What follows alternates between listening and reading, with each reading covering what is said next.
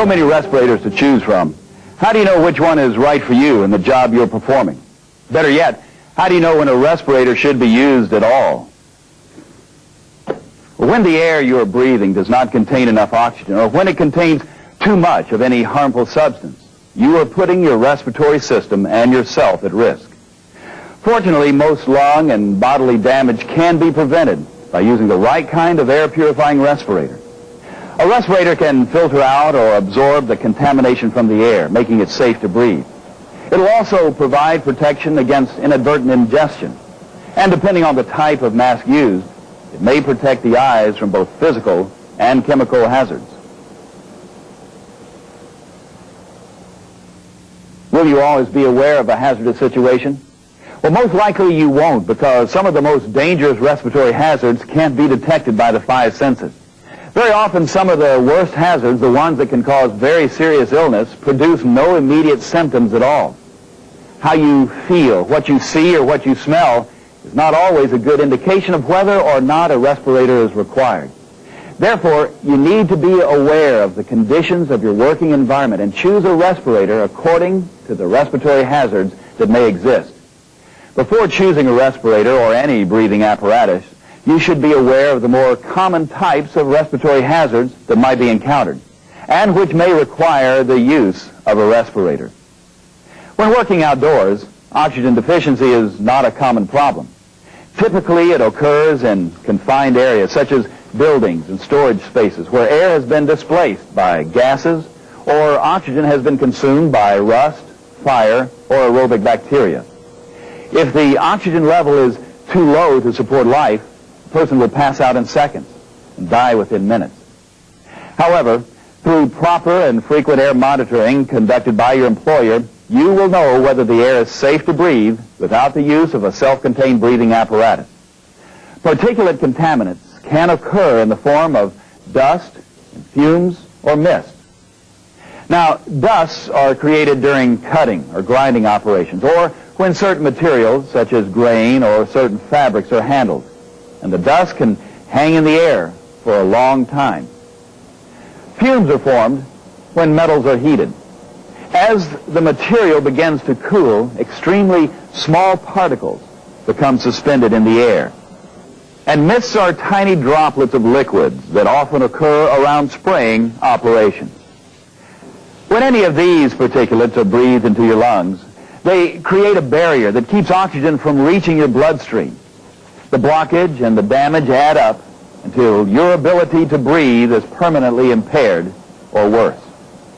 Many respiratory hazards stem from working around poisonous gases and vapor contaminants.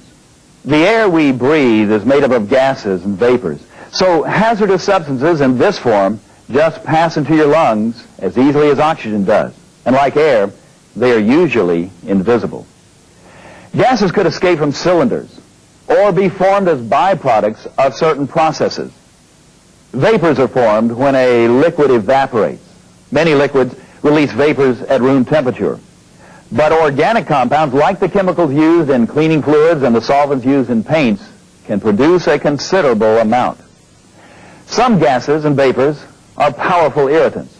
They can form acids when they contact the moisture in your throat and lungs, injuring them immediately. If the gases or vapors reach your brain, they will cause dizziness, fainting, or blurred vision. They can slow your reflexes down or affect your sense of judgment. Gases and vapor contaminants can be lethal. The only way to protect yourself is by using the appropriate air respirator. Now, exactly when do you need a respirator? When does a contaminant in the air actually pose a threat to your health? Well, that depends upon what the substance is, what its concentration is, and how long you are exposed to it. These factors will also determine the type of respirator that you'll need. There are two types of respiratory protection: air purifying, or an APR, and supplied air, or SA respirators. APRs only remove specific contaminants from the atmosphere already present. SA respirators draw air from either an atmosphere outside the contamination or from a tank of compressed air.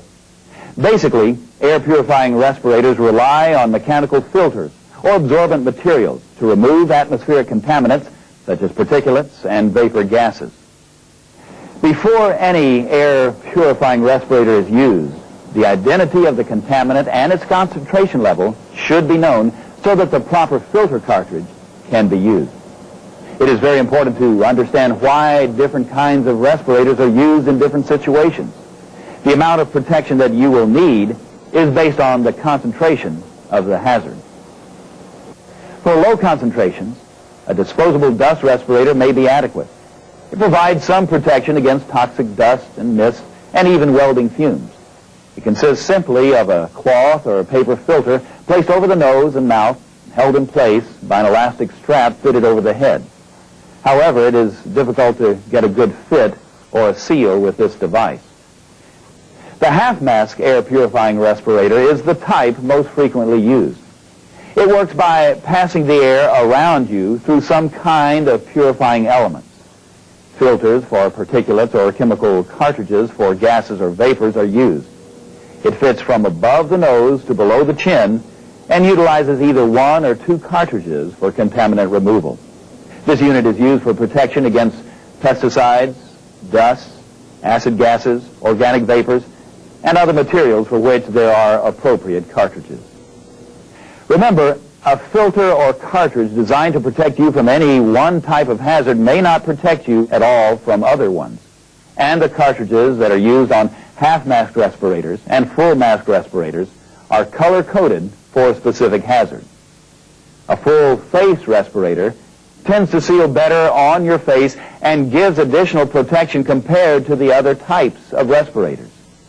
There is an effective barrier over the mouth, the nose, and the eyes, and can be used when extra protection is needed. Supplied air respirators must be utilized when chemical concentration levels are too high for an air purifying respirator or when the level of chemical contamination is undetermined. Instead of purifying the atmosphere, they supply clean air to the mask. A self-contained breathing apparatus, or SCBA, is a good example of an SA respirator.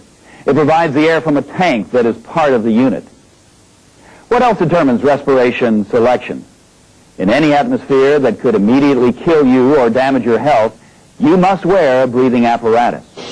Atmospheres which are flammable or explosive, oxygen deficient, or contain high concentrations of a toxic substance are situations which are immediately dangerous to life or health. The most common situation is oxygen deficiency, as mentioned earlier. Confined spaces where ventilation is poor are often oxygen deficient. Many people have been killed either because they thought that an air purifying respirator would protect them or because they did not test the space for oxygen content before entering. An SCBA is often used to rescue someone or to perform emergency repairs in a hazardous area. But do not attempt to use one unless you have been properly trained on the particular SCBA. Regardless of whether you are using an air respirator or self-contained breathing apparatus, the responsibility ultimately lies with you. Respirators should be provided by the employer when such equipment is necessary to protect the health of the employee, and the respirators should be applicable and suitable for the purpose intended.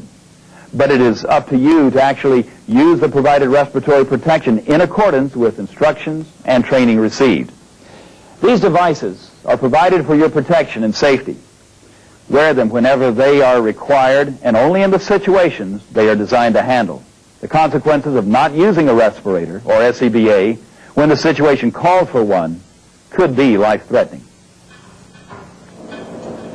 We've shown a variety of workplaces and situations this month. We'd like to remind you that each workplace is different. Be sure to wear the personal protective equipment that's right for your job. For more information about Safety Watch, give us a call at 800-440-0377. From all of us here at Safety Watch, work smart, stay safe, and thank you for watching.